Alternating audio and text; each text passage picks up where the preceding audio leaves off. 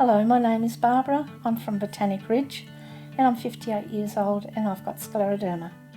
So I was diagnosed with scleroderma 18 years ago. What led to my diagnosis was I was very tired. I could hardly drive to the local shops anymore. I felt like pulling over and sleeping. I was very achy everywhere. I had blue fingers and toes and I knew something was wrong. So trip to the doctor after some months because I thought I was actually unfit and I joined the gym and I couldn't cope with the gym for too long. So that's when I went to the doctor and that's where it started, all the treatment. I know a lot of people take a long time to be diagnosed, but my case was different. It just went from one to the other and they found out pretty soon that I had scleroderma. My scleroderma actually went quite slow at the beginning.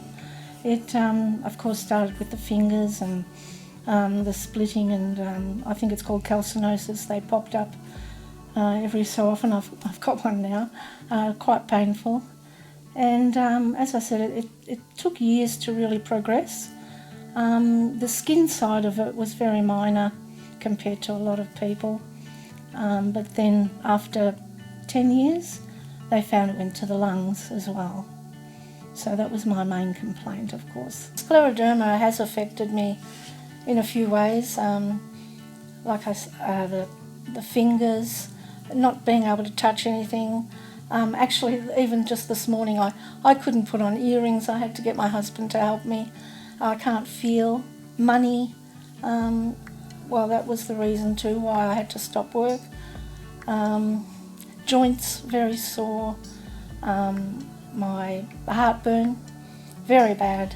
At night it would just come up, but all controlled with medication. And then of course, when it got to the lungs, everything was sort of impossible to do.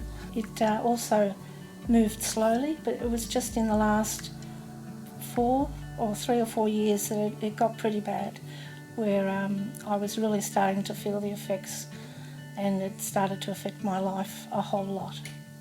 Housework was a struggle, going out was a struggle, just breathing. You can imagine running around the block and stopping, and that's how I would feel. Yeah, so everything became a lot harder. Through the Scleroderma Foundation, I received a concentrator approximately a year ago, and that helped immensely because I could go from room to room without dragging the oxygen bottle around. So I could do a little bit of pottering. So that was really, really great. With the oxygen bottles, of course, you ran out all the time, and the government only allows you 8 bottles. And in the end, the last 6 months or so, I had to sit with the oxygen, sleep with the oxygen.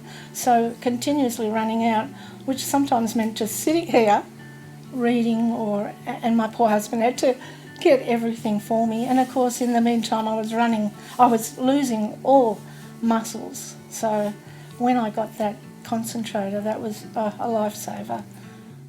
Well, not to panic like I did, because as I said, it did progress over many, many years. Do as your doctor tells you, take all your medications. Yeah, and just, I suppose it depends on where your scleroderma is. In my case, it was the skin at the start, and just wrap up and take care of your skin. Scleroderma has affected my relationship with friends. Probably 2 years ago I did start saying no to people that had asked us out just because I couldn't bear sitting there uncomfortable, coughing, and that was another one of my conditions, was such a bad cough, and I couldn't stand the thought of spluttering all over the table and being embarrassed. So unfortunately my husband also had to then stay home with me and couldn't go out, so it did affect us quite a bit. When I was listed for a lung transplant, I suffered a bit of depression and I couldn't really handle what people were telling me about the disease or me going on this list and having this huge operation. I'm one that overthinks things. So I found that when I had a friend that I had met who had the same problem at the gym or rehab, and she was one that loved the information and then would tell me and send me everything she knew. And I found I was just getting worse with all that because, as I said, I am one to overthink things. So I thought, no, I won't join because I just can't handle talking about it too much. Yes, I'd like to thank Joe Sahar and Kathleen. They're just wonderful people, so caring. I'd like to thank all the staff at the Alfred. They were just fantastic. And I am blessed to have new lungs and I'm feeling really good. Thank you.